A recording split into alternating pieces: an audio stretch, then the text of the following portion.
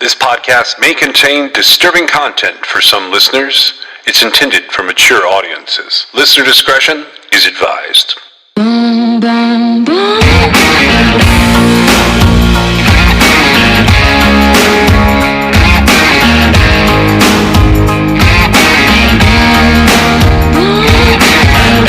This is True Crime XS.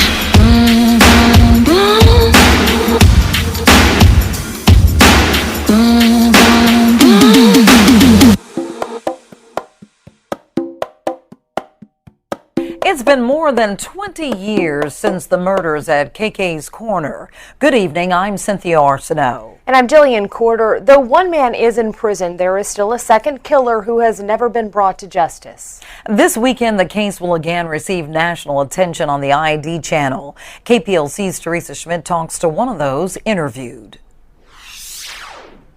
July 6, 1997. 3 bodies were found in the store freezer at KK's Corner. Stacy Reeves, Marty LaBeouf, and Nicole Guidry, all dead. 23 years have passed. Though one man, Tom Sisko, is in prison for the murders, investigators have no doubt he did not act alone. Former District Attorney Rick Bryant prosecuted Sisko. I know he didn't do it alone. There's no doubt in my mind there were at least 2 people.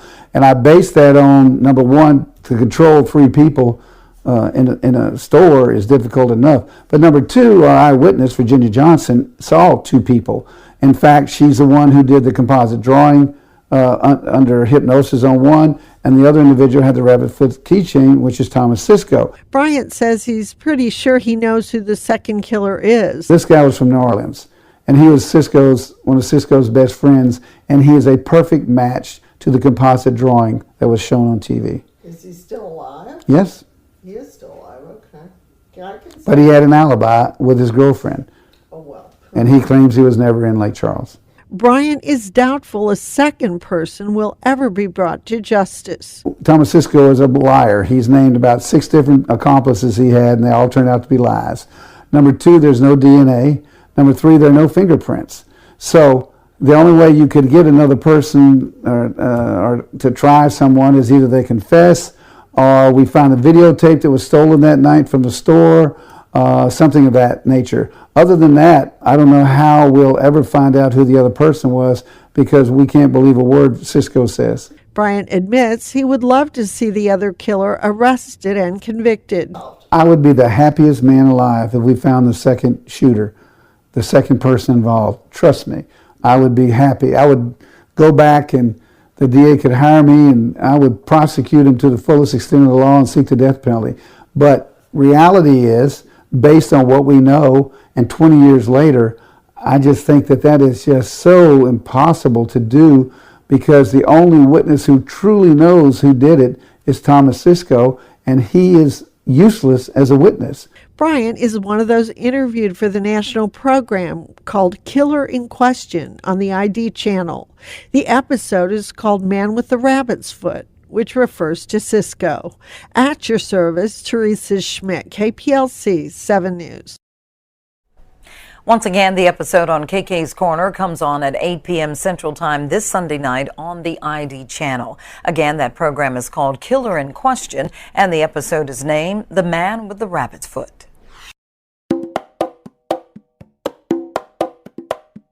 So we've been talking about different Louisiana cases this fall. I did want to mention, well, I guess ask more than mention, the Heidi Plank case. This is the California case. She's still missing, I guess. Is that your understanding of it? As far as I know, yeah. I wasn't following that case, and so I'm confused because I thought maybe they had just released it, but then I'm not sure where they released footage of her walking her dog. Yeah, I was trying to figure out the date on that stuff. That's kind of where I was headed. Well, I just need the sequence of events, really, because so she left her home in her car with her dog, and then at some point in time, there was like just some sort of surveillance footage from somewhere indicating that, like, oh, we have, we know her whereabouts like later than what they had of her leaving her home. And so the issue I have is she's seen walking her dog, but her vehicle's missing. Yes, and Mike and Cher, about a half an hour after the video we're about to show you was taken, her dog was mysteriously found up on the 29th floor in this high rise here beside me. As for Heidi, she was never seen again. We're told this is missing mom, Heidi Plank, walking her dog October 17th around 6:30 at night near the Flower and Hope high rise in downtown LA. Her dog would be found on the 29th floor of that building about a half an hour later. As for Heidi, she's never been seen again. We obtained this footage from a resident in a building near Hope and Flower. We reached out to two of Heidi's friends who have been searching morning, noon, and night for her to get their reaction to this newly discovered video.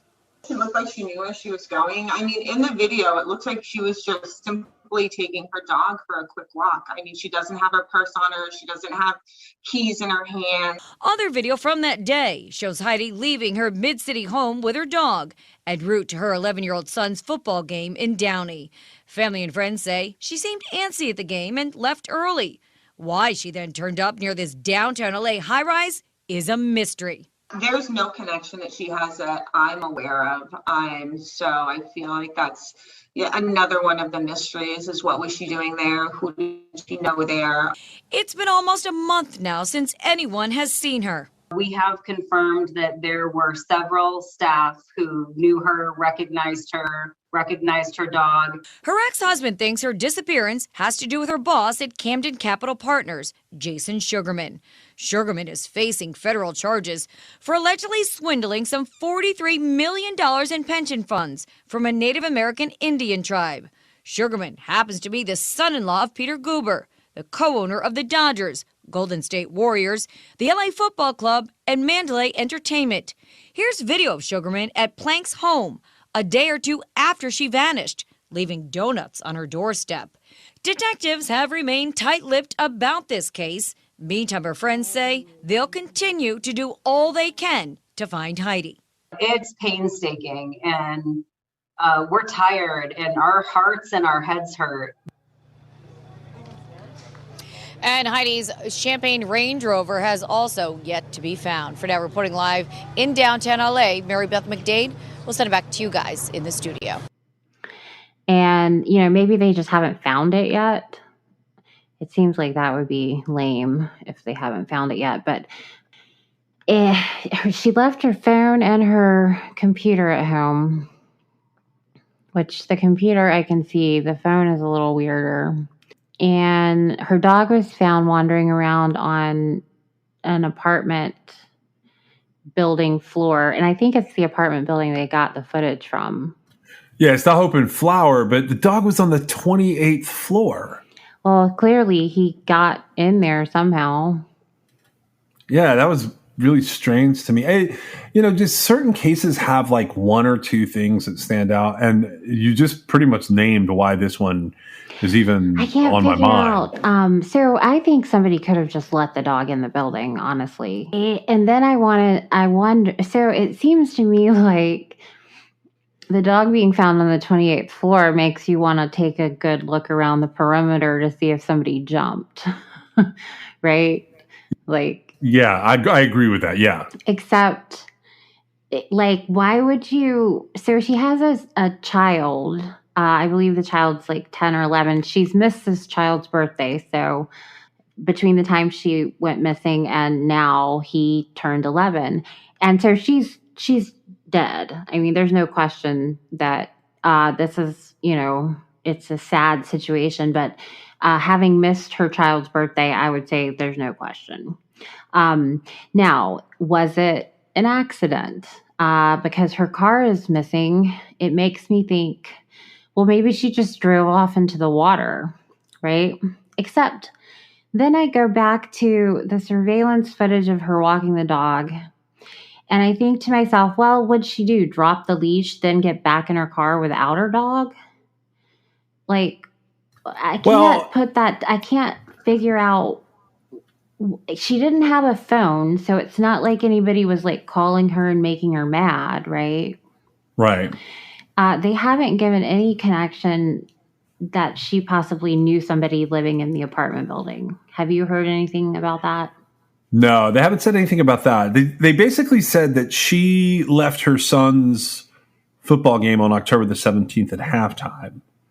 And then they released the footage of her walking around, and she's reported missing on October the 20th when she fails to pick up her kid from school. And that was 3 days later. Yeah, that's 3 days later.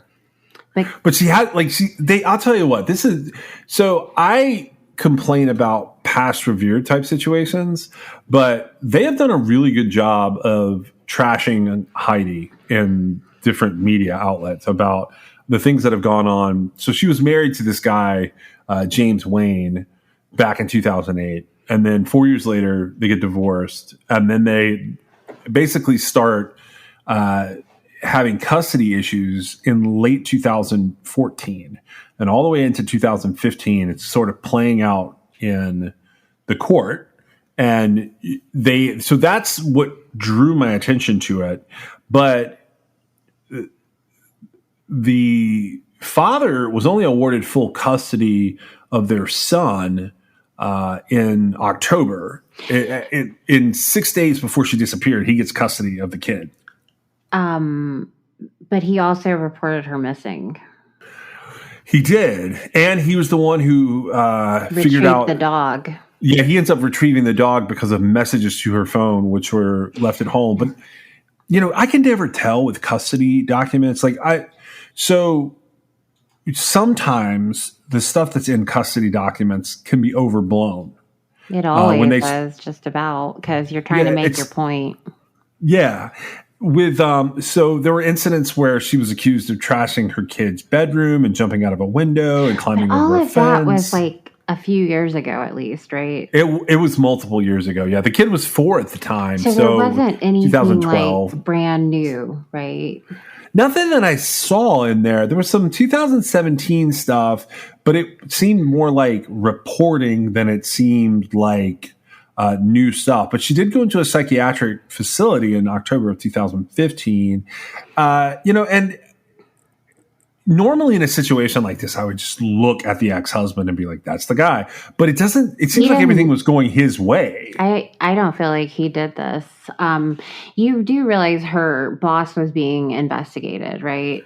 Yeah, I realized that there was a couple of people in her life. I didn't understand exactly what's going on there, but I realized that it was probably a big deal. He's been accused of embezzling 2-figure millions. I don't know exactly what the number is.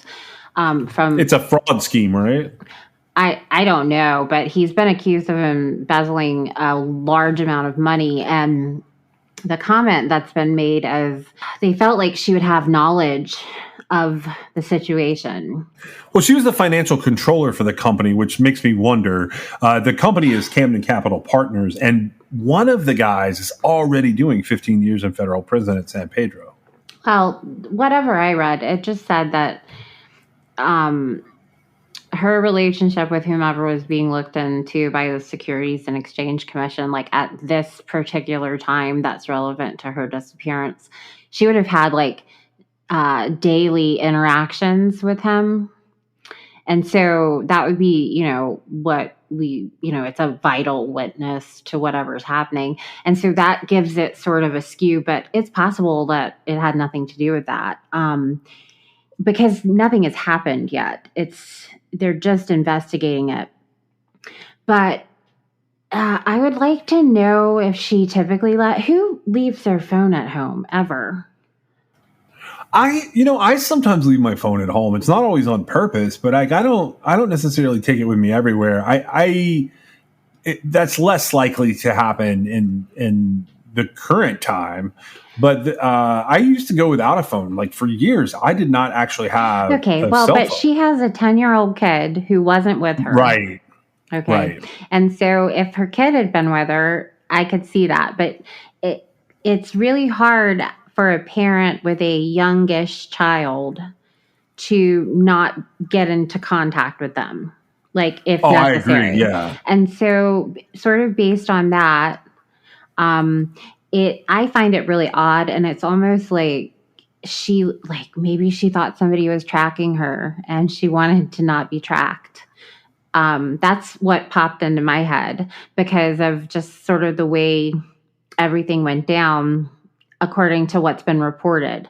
Now, if they find her vehicle, right, my opinion will change. Actually, I don't have a great opinion because I still can't figure out. I mean, did she think to herself, like, let me put my dog in this apartment building before I commit suicide?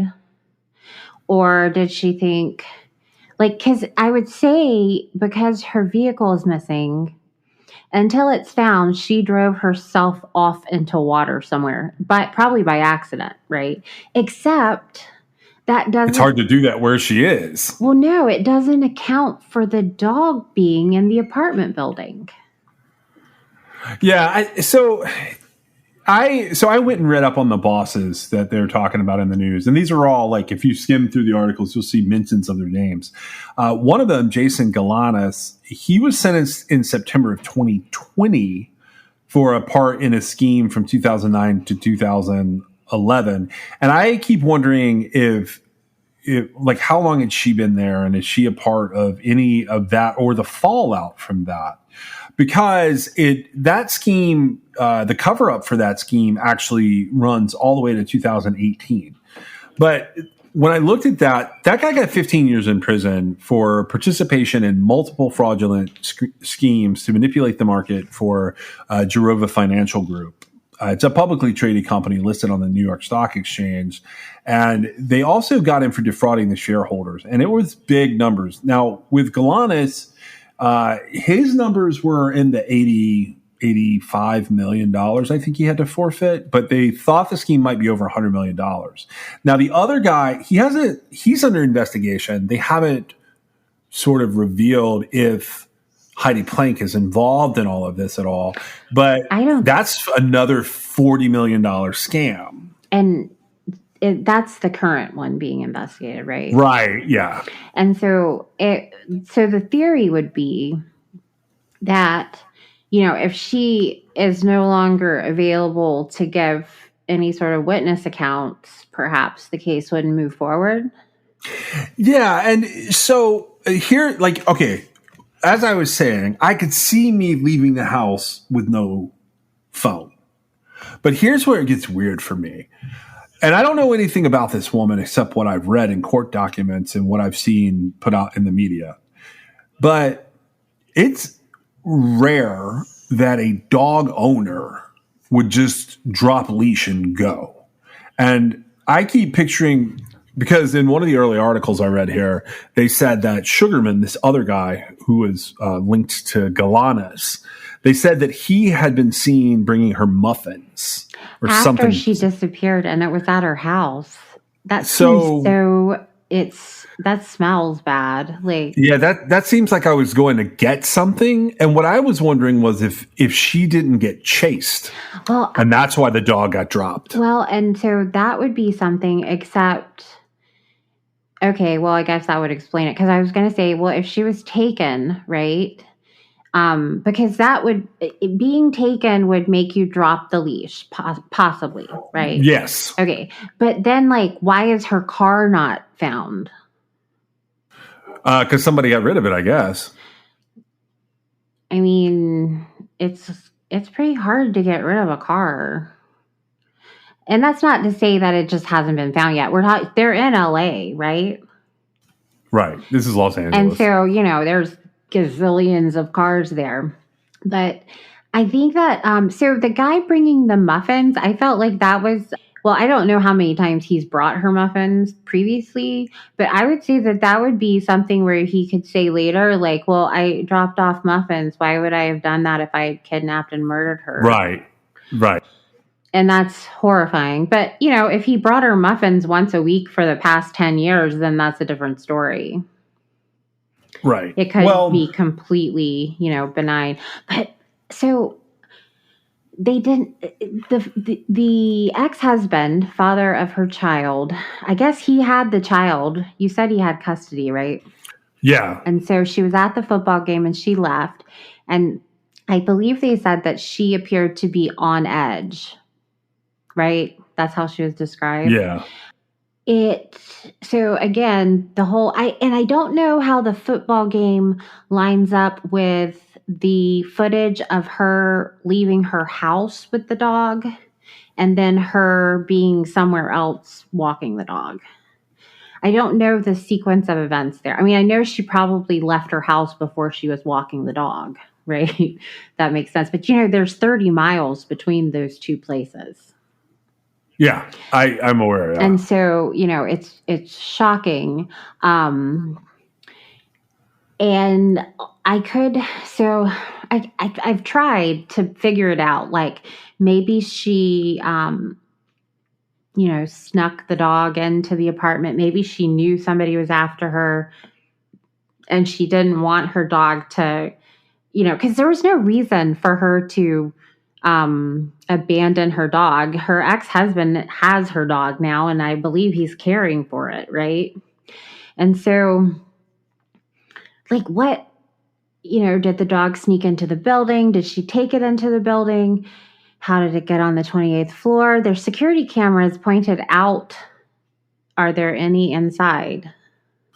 I don't know yet, but my guess is this.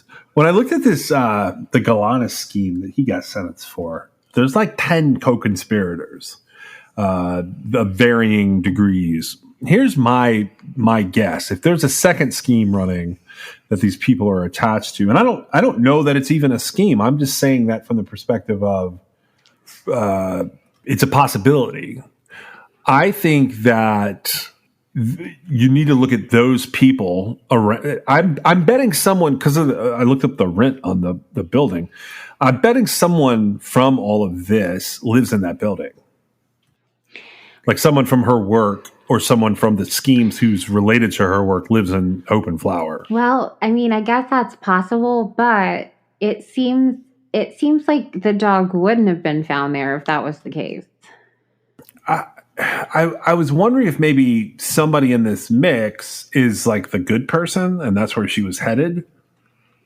Yeah, I don't know. I don't know that any of that has to do with anything. And I also, I feel like it would be misguided to think that with what I've read about what was happening as far as the criminal activity that the SEC is investigating and have previously investigated with regard to this group of people that she was associated with through her work.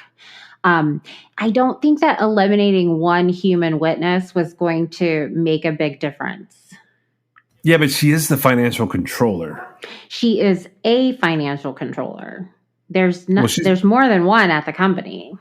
Right. And so again, she's just sort of a conduit for the job. The job would still have electronic digital trails that could be, examined without her there. There's not a whole lot that can be, I don't feel like it was her personally that would be adding so much to it, because that's the case, because think about it. If she holds the key to everything, well, then it's just her word against theirs anyway. All of this stuff, I don't know that it's going to be a strong motive for somebody to. Now, as far as somebody getting mad that she was, whatever she was doing, they haven't said for certain she was cooperating. Right? They haven't said anything like that. And by they, I mean the media haven't released any information indicating that she was doing anything that would warrant somebody interfering with her as a witness. And so until we sort of hear that, we don't know. Right. I was trying to read this thing about her. I pulled up this stupid declaration and I was trying to read the fine print on it. What declaration? So this is the factual background from 2015 where she is trying to fight custody and he's basically trying to take the kid. Mm-hmm. Have you read this? Possibly. Okay, they picked some really weird things to point out about her in here. Specifically when it comes to substance abuse and this whole incident where she keeps offering everyone bacon. Have you? Yeah, I read that. I was very confused by that, and I also felt like that to me is so outrageous that I feel like help would be warranted. Like, Yeah, it almost seems like so. Substance abuse can explain parts of it, but the rest of it, like, I'm saying this in the most polite way I can. How is this person a financial controller for anything? well, part of her job was also like an administrative assistant. I'm just saying, like, she had an interesting, I don't know much about the company, but I know that I'm just from what I read, she didn't, like, it wasn't a huge deal. She wouldn't have had any sort of ultimate say in anything. So she's not going to be one of the people getting charged because she wouldn't have had, her job wasn't that kind of job. Yeah, that makes more sense. They're basically saying in this document, they're saying she's addicted to Adderall and she was doctor shopping. Well, see, and anytime, and you're right about the bacon thing, and there were several other examples that we don't really have to share because it lent me to wonder why they hadn't been pushing for her to get mental help. Or at least a serious psychiatric evaluation. Because it seems like every time she ends up seeing someone for assistance, it's more like it's more like they never get past trying to treat her for substance abuse. So based on everything that I read as far as the case that was made against her, like for her husband to take custody of their child, I would say that more than likely she committed suicide. She has driven her vehicle off of a cliff or something. And now that I'm thinking about it, the dog has really bothered me, but there were some other things mentioned in the court filings that would make me think that she might think that putting a dog in a random apartment building was a good idea. Depending on what was influencing her brain at the moment, right? And if so, maybe she felt like the dog would be safe there.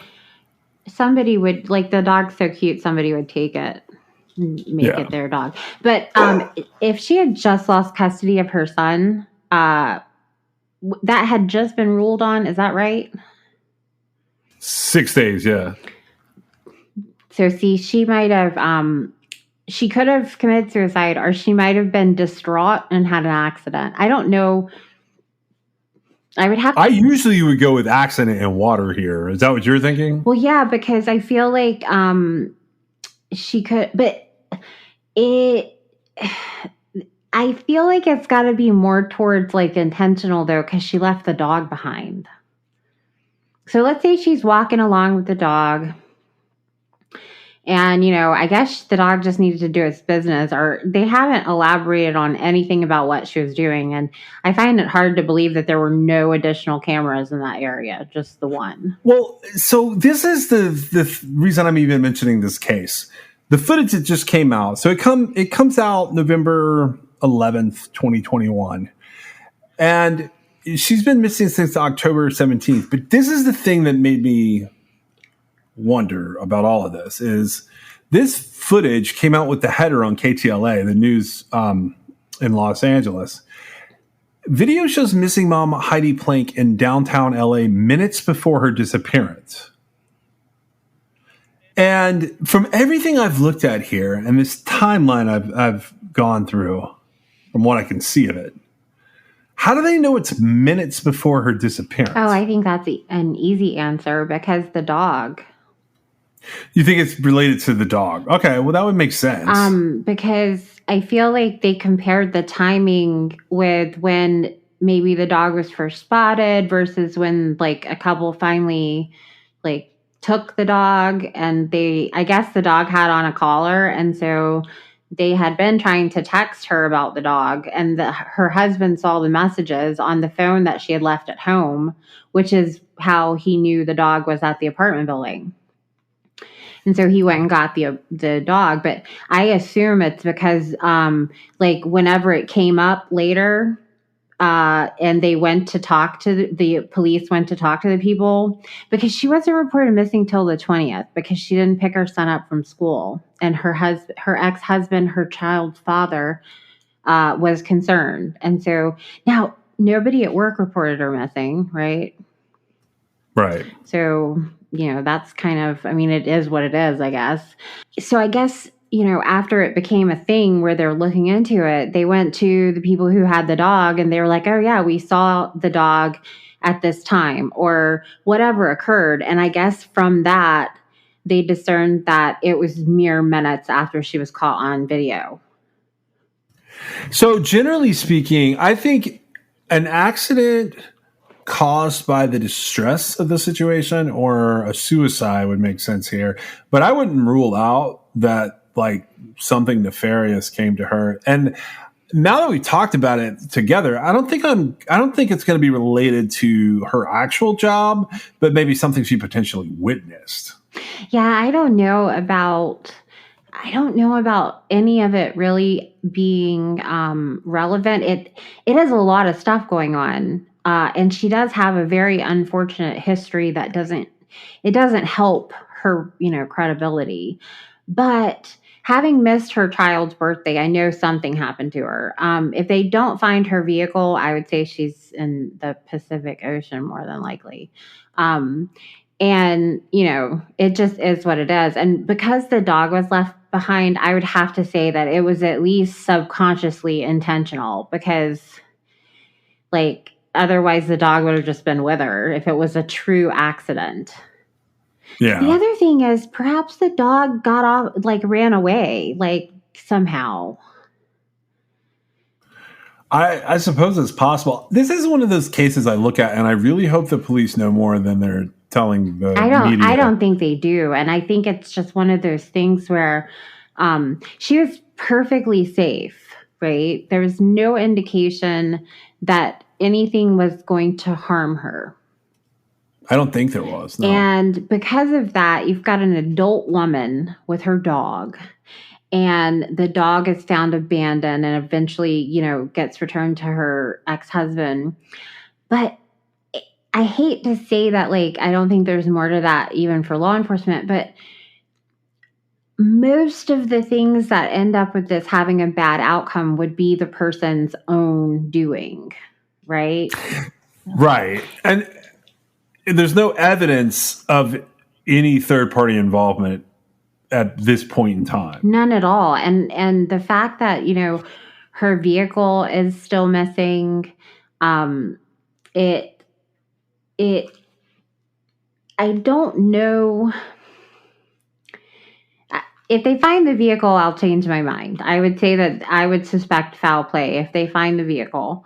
But without that vehicle, who knows? I mean, it would have fit perfectly in what I read for her to have been like, I think a nice person would live here. And, for her to just put the dog in the lobby or whatever. Because that's the kind of impression I got from some of her episodes that were, filed with the courts. Yeah, just from the way that she was presented, I guess. Like, I don't want to... I hate all of that for her. I hate it for all of them. I hate it for her child. I hate it for her. I hate it for her former husband. It's just a disaster. I think that one of the, if you're going to commit suicide, it's selfish. It's a selfish thing to do. However, I feel like one of the things that people who are going to commit suicide could do if they're going to commit suicide is to let everybody know that you're going to commit suicide. So it's not this big question. Yeah, I suppose that's true. Well, so the way that this segues into what we were talking about with the Jeff Davis hate is sometimes, like, you've got this fraud stuff happening, these underlying schemes, and sometimes that has nothing to do with like a case that suddenly comes to light. And in this instance, just because there's stuff going on behind the scenes at the company where Heidi Plank works doesn't mean that it's related to her going missing. With the Jeff Davis 8, there's been interesting things happening by the time that case occurs. Certainly by the time it gets attention, stuff has been going on there for 30 years. And it begins way back in 1991, actually in a neighboring parish called Calcasieu. And where the sources are for this are the strangest sources to me. One of them is the Rolling Stone from 2016. They did a September 27, 2016 article by Katie Drell about Ethan Brown's work and his book, Murder in the Bayou. And then Ethan's book itself, Murder in the Bayou, is one of the sort of end-all, be-all sources for the 2005 to 2009 murders. And he starts off early on talking about other murders happening nearby, including this one in Calcasieu, which is actually double murder. And that's the death of Pam Ellender and Eric Ellender. Okay, what's interesting about this is, first of all, the proximity to Jennings and to Jeff Davis Parish. It's really close. They're close to each other. And I guess you would call them neighbors. Is that what you call adjacent counties? I guess. With this one, this is not a missing person. This is just a straight up homicide that occurs about 30 minutes to the west of where most of the Jennings cases take place, maybe a little more depending on how you drive it. So at approximately 2 p.m. on February 12th of 1991, Nella Haygood rushed next door to check on her granddaughter, Pam Ellender. This is Mardi Gras, by the way. No one had heard from Pam or her husband, Eric, since Lundi Gras, which is the Monday before Mardi Gras. And Lundi Gras is usually reserved for friends and families to have meals and to make last-minute alterations and preparations to their costumes and the festivities for Fat Tuesday. So Pam's absence had stood out to everybody. And Nella looked into the carport and she saw that Eric's car was there. She walked to the front of the house and looked in the window.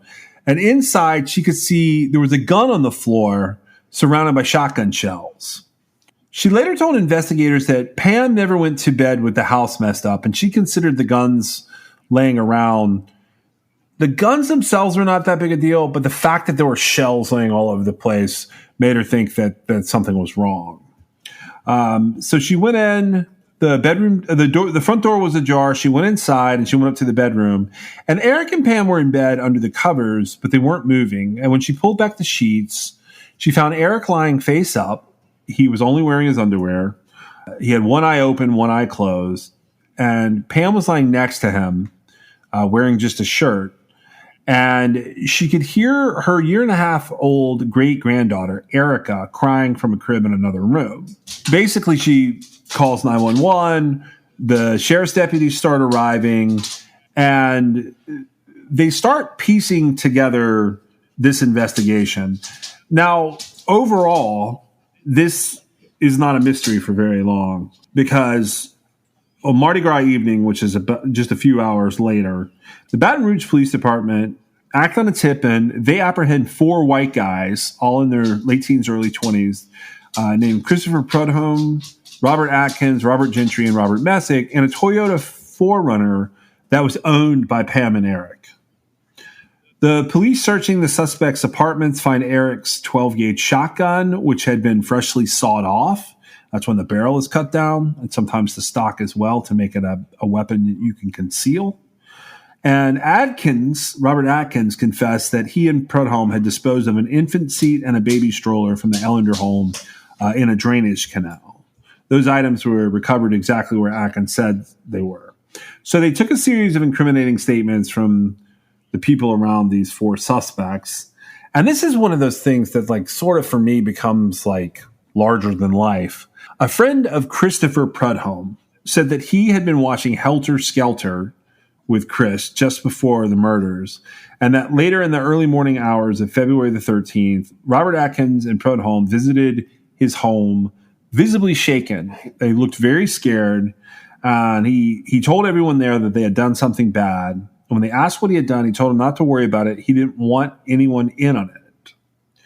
So sensing that there would be facing an insurmountable amount of evidence against him, Prudhomme confesses to the slayings, but he insists that he acted alone. In a videotape statement to investigators, he says, "I went and shot him. I shot the guy. He had a hole in his head. And the lady, when she jumped, I shot her too in the face." And in the wake of the statements, he was indicted on 2 counts of first-degree murder, punishable by life in prison without the possibility of parole or death. Atkins ended up being charged as an accessory after the fact. For a small town, this town is Sulphur, Louisiana is the name of the town, even though we use the parish names quite a bit.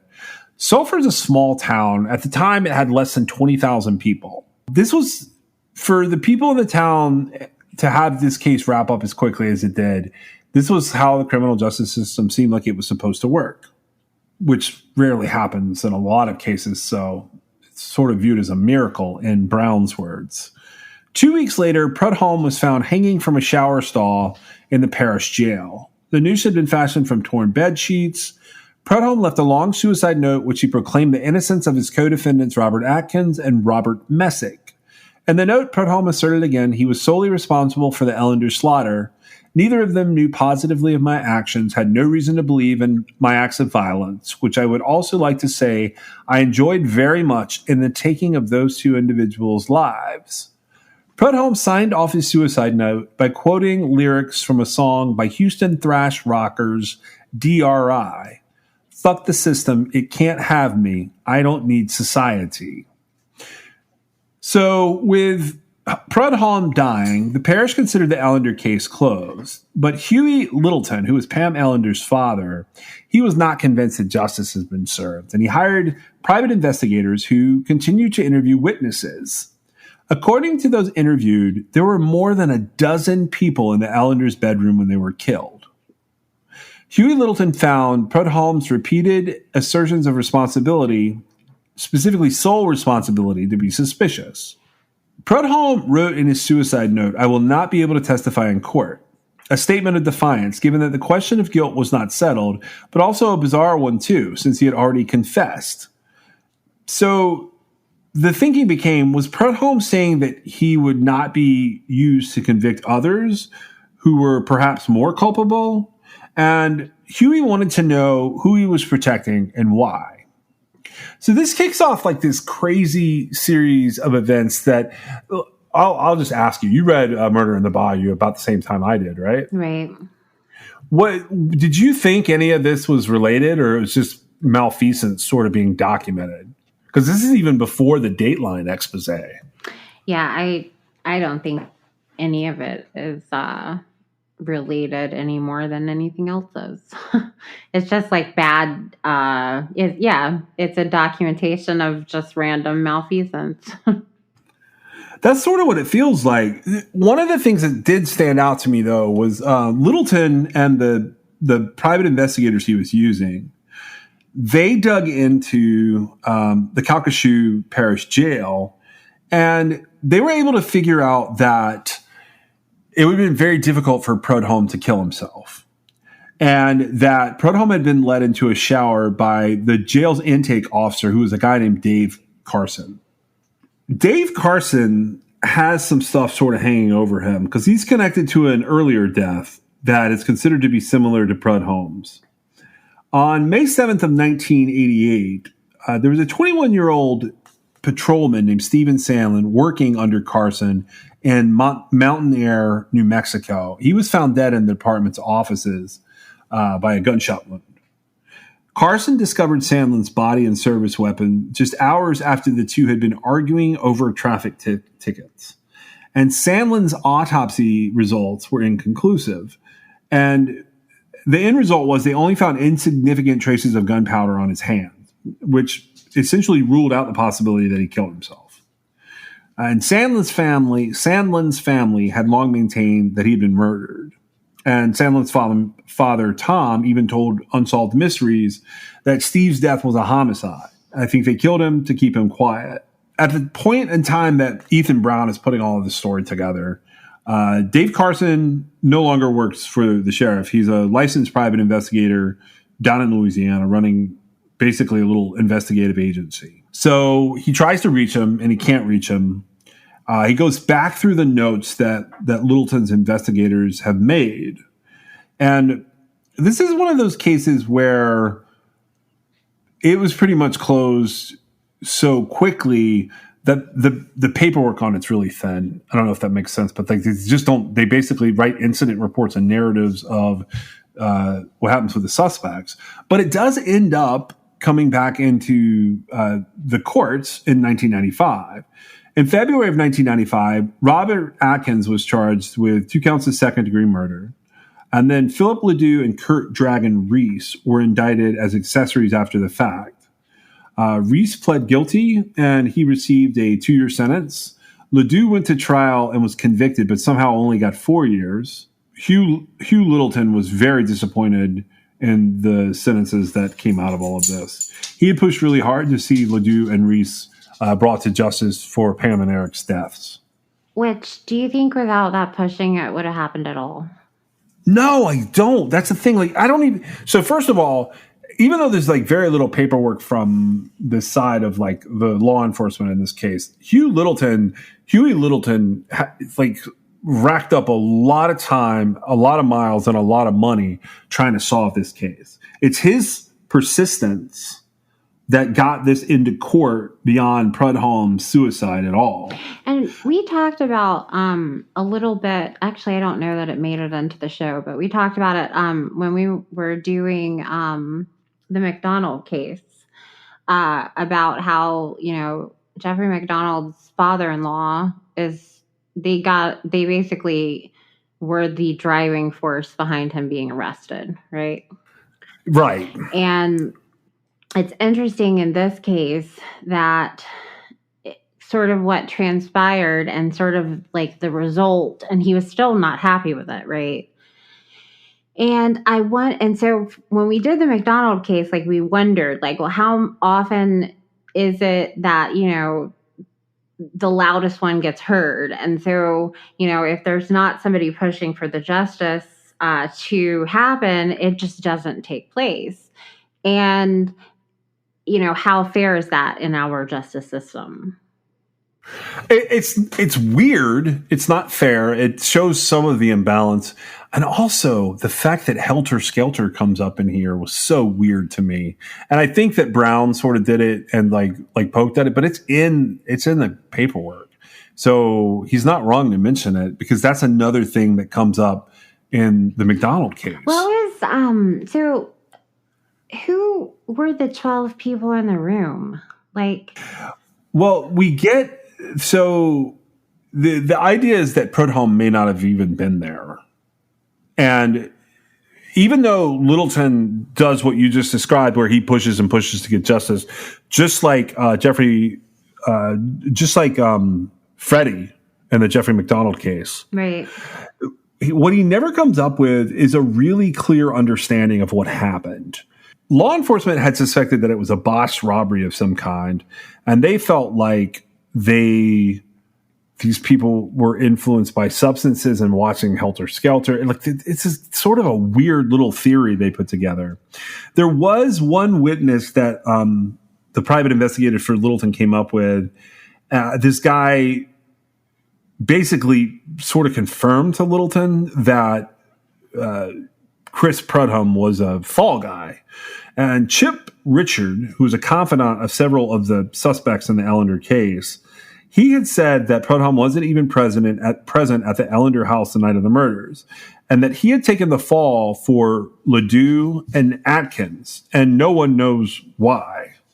Also, Chip told the private investigators about a police officer who was supplying this group of people, that 10 or 12 people, with drugs that were seized out of I-10, which is where Brown connects all of this. Sort of like in the Plank case where we're talking about fraud and this woman disappearing. This is now about these drug stops and seizures that they're sort of linking it back to this set of murders. And it's not just these two. That's what makes it so interesting. This guy, Calcasieu Parish Detective Donald Lucky Delouche. Supposedly, this is where they're getting the drugs. And the drugs were taken out of vehicles that were traveling on I-10, but they're being put back on the streets for law enforcement, which is apparently, according to Ethan Brown and according to Katie, this is a documented practice that seems common to them out of both Calcasieu and Jeff Davis parishes.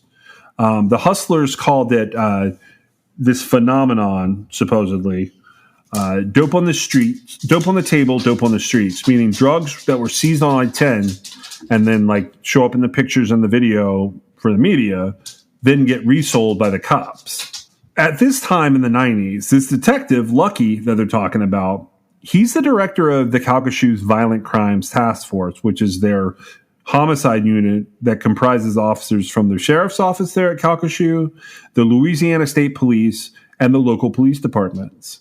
So this Violent Crimes Task Force are the people that are tasked with solving high-profile local homicides.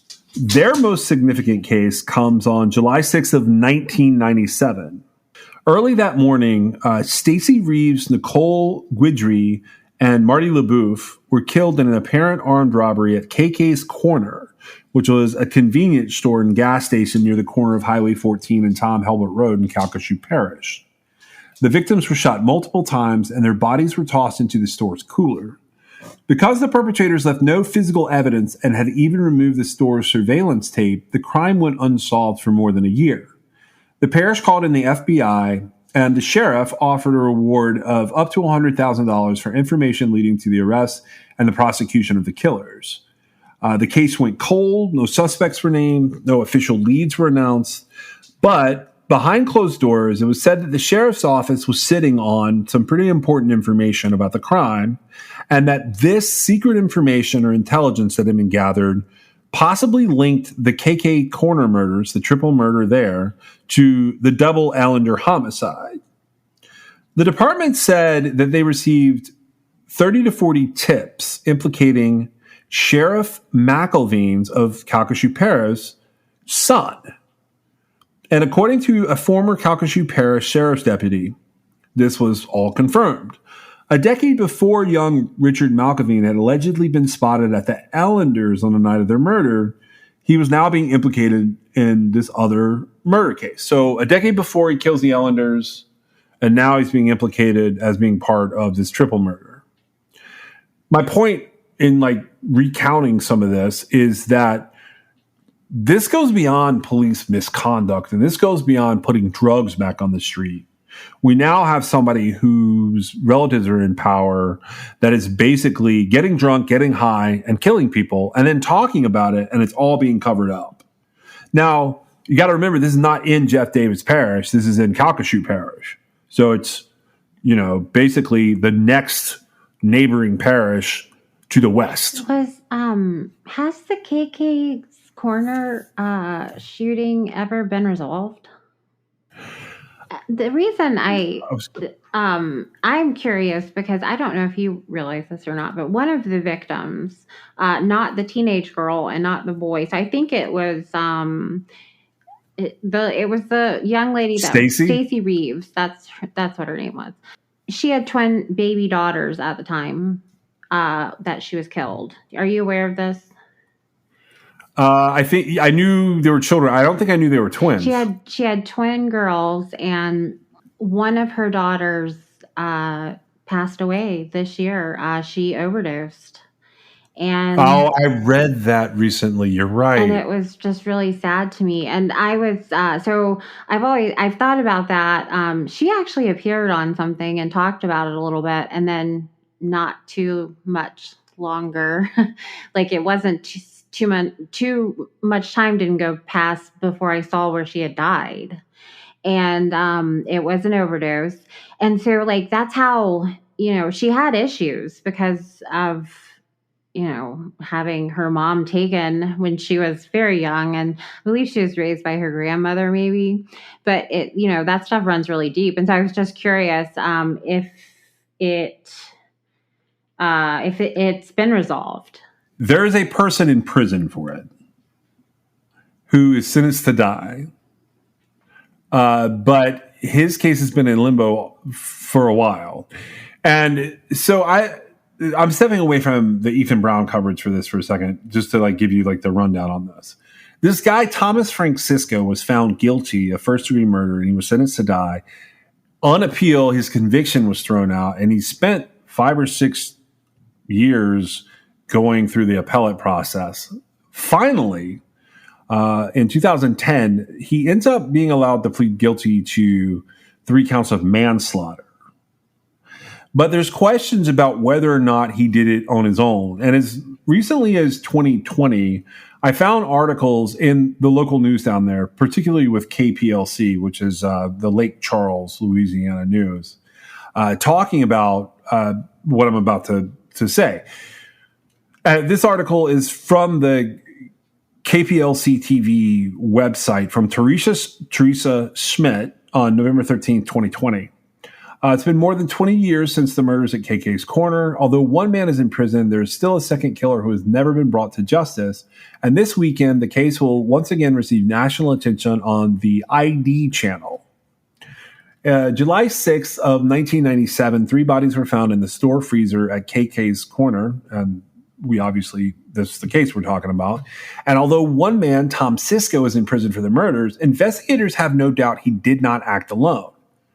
Former District Attorney Rick Bryant said, "I know he didn't do it alone. There's no doubt in my mind there were at least 2 people, and I base that on, number 1, to control 3 people in a store is difficult enough, but number 2, an eyewitness, Virginia Johnson, saw 2 people. In fact, she's the one who did the composite drawing under hypnosis on one, and the other individual had the rabbit foot keychain, and that's Thomas Sisko." Bryant says he's pretty sure he knows who the second killer is. This guy was from New Orleans. He's one of Sisko's best friends. He's a perfect match to the composite drawing that was shown on it. Bryant says the man is still alive, but that he has an alibi. He claims he was with his girlfriend and he was never in Lake Charles, said Bryant. Bryant is doubtful a second person will ever be brought to justice in this case. He says Thomas Sisko is a liar. He's named about 6 different accomplices he had, and they all turned out to be lies. Number 2, there's no DNA. Number 3, there's no fingerprints. So the only way you could try someone is if they confess or we find the videotape that was stolen that night from the store security camera, something of that nature. Other than that, I don't know how we'll find out who the other person was because I don't believe a word Thomas Sisko says. Is he the guy who kept calling them in and just making up stories? Oh my gosh. Yeah. So what's interesting, and the reason I threw him into this episode is, is this related to the Jefferson Davis Parish cases? Probably not, but it does take place, and it is in the backstory that Rolling Stone puts out there, the different media that you can look at out there. But this is what was interesting to me. What if there were that many people involved? And he just doesn't know who was standing with him with his face covered at that moment or whatever, because there were so many of them involved, because that's what keeps coming up in these cases. So throughout the Jeff Davis, go ahead. I have a really hard time thinking, because these guys aren't I don't want to put them down or anything, but it's not like, it's almost like they've got a couple of screws loose, right? And a lot of times it seems like it's from, substance abuse, right?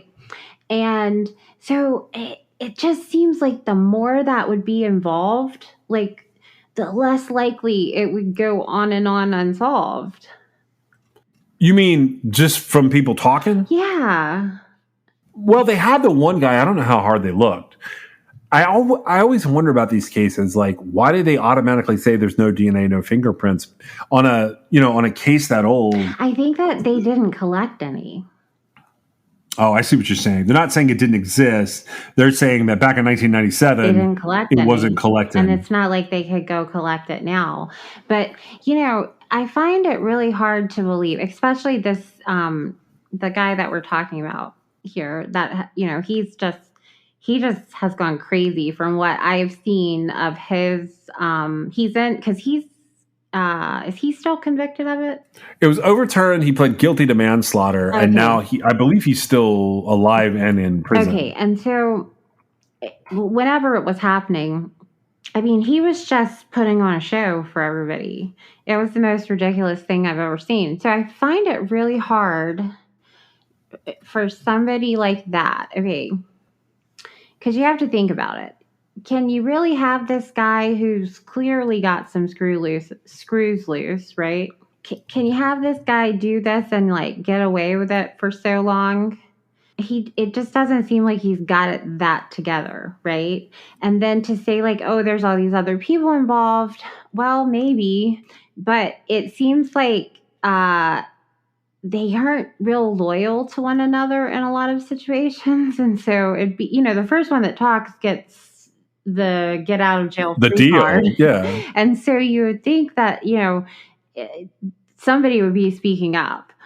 But I had a lot of trouble wrapping my head around all of that was happening with that case, with that period of time in that area, right? Because it does seem really malicious. And so I wanted to ask you, do you think that the alibi of the person in question being with his girlfriend and not being at Lake Charles, do you find that to be a substantial enough alibi? Generally speaking, I have trouble with the contradiction in the district attorney's words, saying he has an alibi, but I'm pretty sure it's him.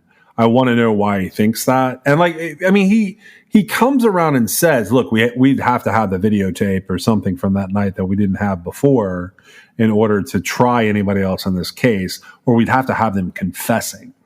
Which to me, I don't like. Confessions are bullshit anyways. Like you need something else. The guy that's in prison for it, is he still alive? I think so. Let me look him up really quick. That was a question I had, but I didn't look it up in time. So according to November 13th, 2020, he's in custody. Okay, so he is still alive then. Yeah, he's in Angola. So Thomas Cisco is alive. He's in Angola. Well, I was checking to make sure he didn't have a death record. And then I noticed that his registration in the Louisiana prison system was as of 2011. So I went to find a more recent record. That's what was taking so long in the pause there. I was looking to make sure I wasn't misstating that. Cisco is alive. He is in prison. Ethan Brown tries to get a hold of the cop that's involved in this mess here. At one point in time, this is Brown writing it, Cisco implicates McElveen's son, saying that he was paid to kill KK's victim, Stacey Reeves, because she knew too much about her former boyfriend, Kevin Abel, who had been killed in a drug-related matter in which McElveen was involved. The sheriff's office claimed that Abel's death was a suicide, which Reeves told a friend was false information. So this is one of the KK victims. The case against Cisco was plagued by all sorts of serious ethical problems, from the conflicts inherent in Cisco's legal representation to the credible leads about the sheriff's son that should have led to a recusal of the sheriff's office from the case. Nonetheless, in the fall of 2000, Cisco was tried and convicted on the first-degree murder charges. Then in 2003, the Louisiana State Supreme Court reversed the conviction and ordered a new trial because Cisco did not knowingly and intelligently waive his right to conflict-free representation by appointed counsel. Cisco's attorneys ultimately brokered a deal to avoid the death penalty, convincing Cisco to plead guilty to 3 counts of manslaughter, serving a sentence of 90 years in prison. Both the Ellender case and KK's Corners case were marred by accusations involving the sheriff's son, but allegations of misconduct were also directed at Delouche, the lucky guy, who had been part of the Violent Crimes Task Force. He pursued Cisco in 1997, but started to face some serious criminal charges of his own. His ex-wife came forward to accuse him of sexually molesting their daughters, and according to allegations made in an incident report, Delouche and his girlfriend allegedly penetrated the 4-year-old with their fingers and performed oral activities on her. Deluche was hit with aggravated rape and aggravated oral sexual battery charges on October 22nd, 1997. Later, a pair of videotape statements from the 4-year-old were given to the state attorney general's office. This was not the first time that Deluche had been accused of sexual misconduct. Multiple sources close to the KK's corner case said that the lawman made dozens of sex tapes portraying him and a girlfriend in a number of sexual acts, including with a dog. In at least one of the tapes, he was wearing a Violent Crimes Task Force t-shirt. One investigator close to KK's corner case told Ethan Brown that he and his coworkers personally reviewed the videos and identified Deluche. So you can't tell because of the personnel records what happened because the Louisiana Attorney General's office has no record of it. There's no record of the molestation case ever being prosecuted by Calcasieu Parish. Over the course of several weeks in the spring of 2016, Ethan Brown tried to get in touch with Deluche, but did not get a return phone call. How crazy is that? Well, I wouldn't expect him to call back, honestly. No, that guy doesn't want to talk about that ever again. So if you go into Murder in the Bayou, and that's the source here, as well as you can go on Rolling Stone and look up Dark Truth Behind 8 Sex Workers. You're looking for the middle chapters, like the 60s to the 90s, where some of this is laid out as background. And I'm going to use this as a segue here. So this is going to end part 3 of the Jeff Davis 8 of the Louisiana serial cases we're looking at overall. This is going to end that part. And then we're going to do one last episode to sort of talk about the end of it. Is that all right with you? That's fine with me. Thank you for joining us. We are sponsored by LabRottiCreations.com. You can check them out at LabRottiCreations.com, and you can still use the code CRIMEXS for a fun pop pet portrait of your own pet. You can also reach us on Twitter, Instagram at TrueCrimeXS, or you can give us a call if you know anything about any of the cases that we're talking about at 252-365-5593. You can also reach us at Gmail at truecrimexs@gmail.com, and you can check out our website at www.truecrimexs.com. We'll see you next time.